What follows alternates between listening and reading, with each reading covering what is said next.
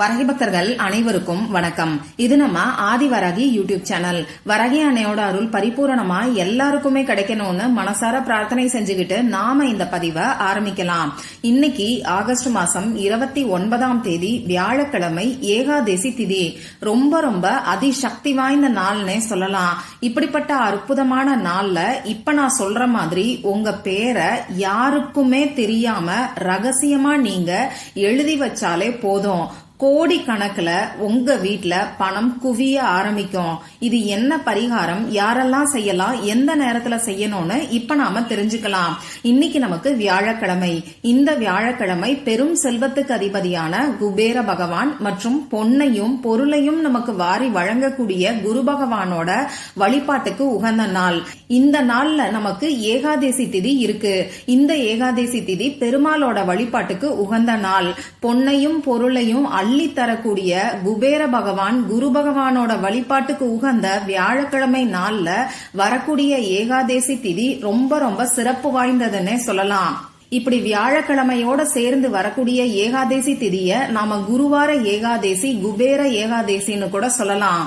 பொதுவா வியாழக்கிழமை நாளே பணத்தை வசியம் செய்யறதுக்கான தாந்திரிக பரிகாரங்களை செய்யறதுக்கு ஏற்ற நாளா இருக்கு.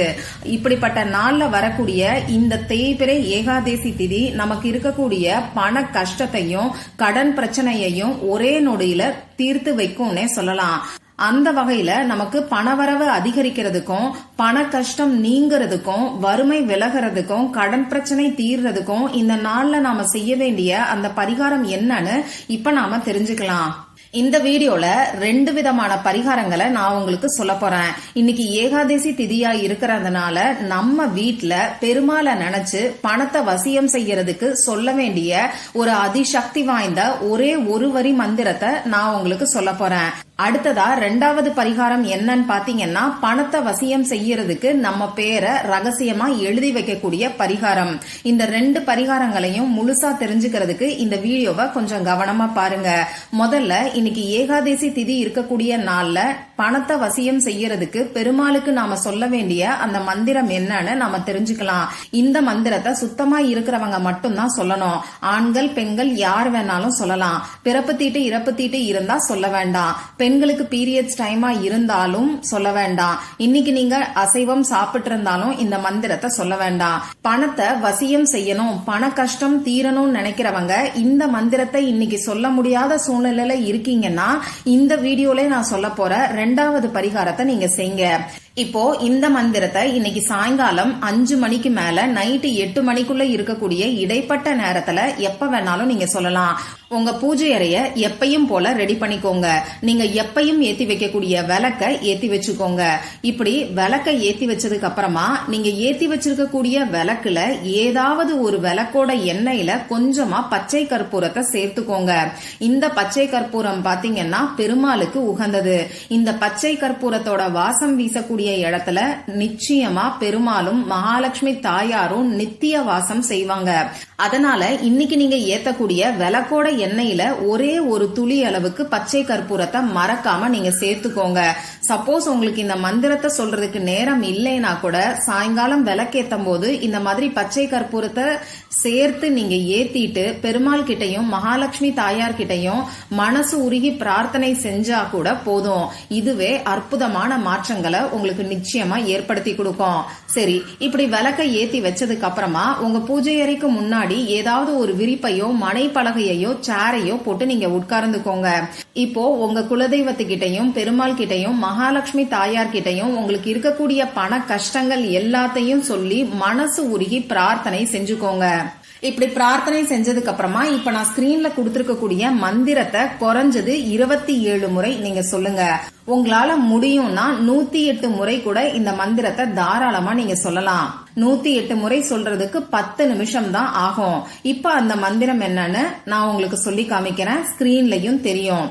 ஓம் லக்ஷ்மி பதையே ஸ்ரீனிவாசாய நமோ நமக.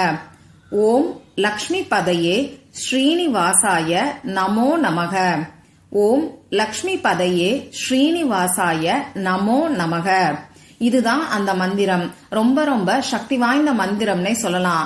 இந்த மந்திரத்தை 27 முறை அப்படி இல்லைன்னா 108 முறை சொல்றதுக்கு எண்ணிக்கை கணக்குக்கு டைமண்ட் கல்கண்டு, ஏலக்காய், கிராம்பு, மொச்சை, கொண்டை கடலை இதுல ஏதாவது ஒரு பொருளை நீங்க யூஸ் பண்ணிக்கோங்க.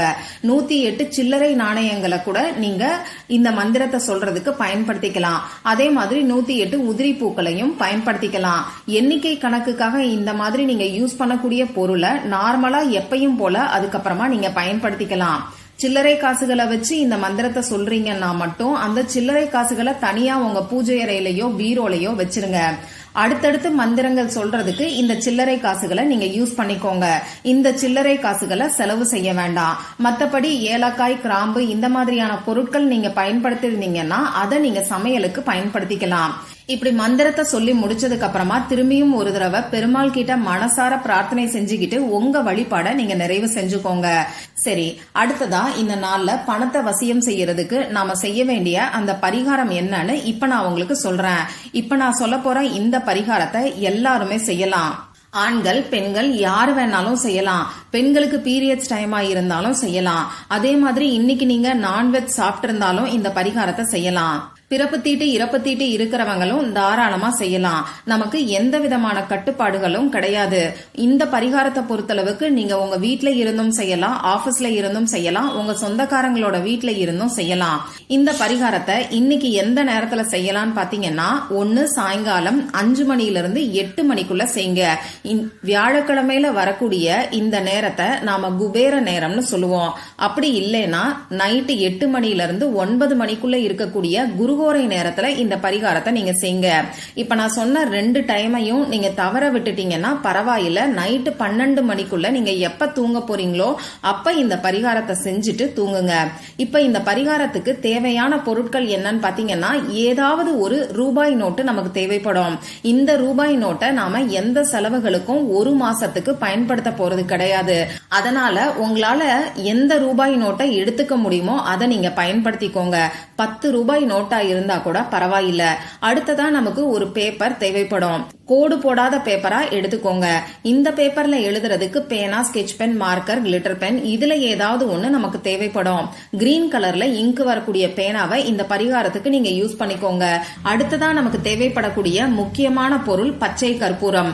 ஒரு சின்ன துண்டு பச்சை கற்பூரம் இருந்தாலே போதும். அடுத்ததா நமக்கு ஒரு நூல் தேவைப்படும். சிகப்பு நிற நூல், மஞ்சள் நிற நூல், பச்சை நிற நூல் இது 3ல எது இருக்கோ அதை நீங்க யூஸ் பண்ணிக்கோங்க.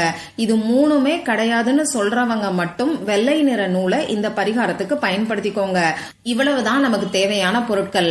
இப்ப நான் சொன்ன குறிப்பிட்ட நேரத்துல உங்க முகம் கை கால கழுவிட்டு வந்து அமைதியான ஒரு இடத்துல உட்கார்ந்துக்கோங்க. வடக்கு திசைய பார்த்து, நார்த் டைரக்ஷன் பார்த்து நீங்க உட்கார்ந்துக்கோங்க. இப்போ உங்க குலதெய்வத்துக்கிட்டையும் பெருமாள் கிட்டையும் குபேர பகவான், குரு பகவான், மகாலட்சுமி தாயார் கிட்டையும் மனசார பிரார்த்தனை செஞ்சுக்கோங்க.